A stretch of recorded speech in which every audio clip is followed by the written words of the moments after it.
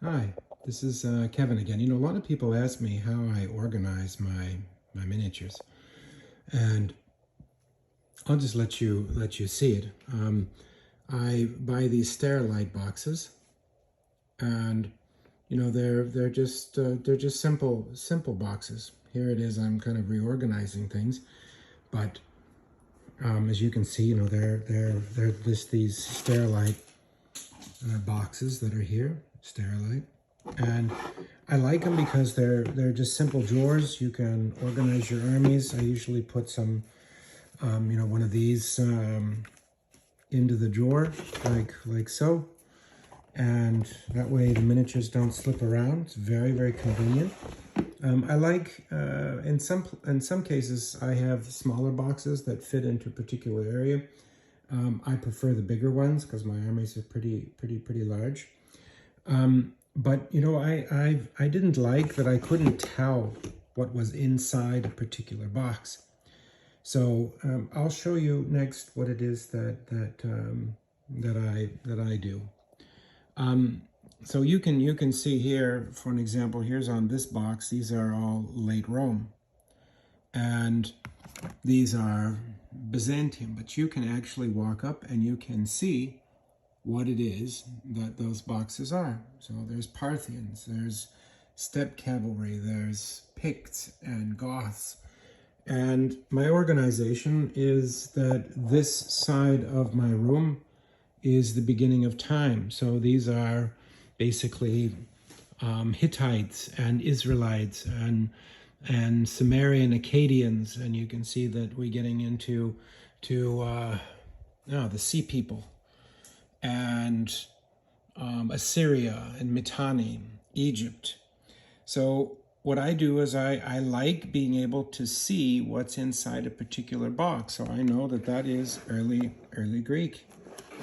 I know that these are Mitanni and chariots, and I know by looking at it that that's the Assyrians. So how do I do that? I just came up with this really nice system, and let me show you what I do. So here we are again. So I have a Dremel tool. I've bought these antique nameplates. I like them because they're antique looking. They're small. They've got these little tags within lots of them, so you can write what it is that's inside the box. I just basically drill 2 holes using that as a template. I drill the holes.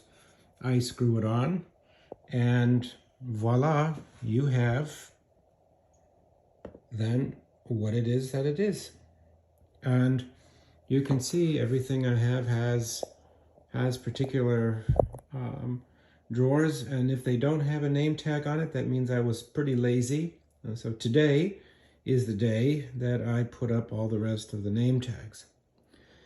And of course, I just thought that you might enjoy seeing how it is I organize my armies.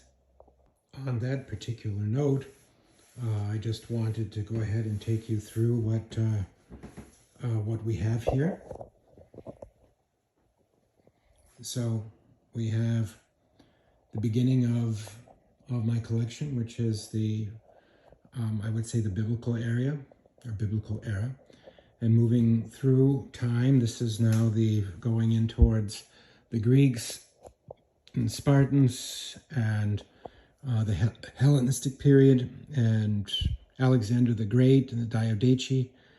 Moving now through, sorry about my little chair in the way, but this is now going through to the Rome. Rome is just on one huge line, including the Byzantiums, moving into the Dark Age, and we've already passed Carthage, but now we're getting into larger armies of the Polish, the Saracens, the Ottomans, Timurid, the Mongols, Dark Age armies, Vikings and Saxons and Franks and Goths, and moving through, that's the 30 Years' War and Renaissance down at the bottom.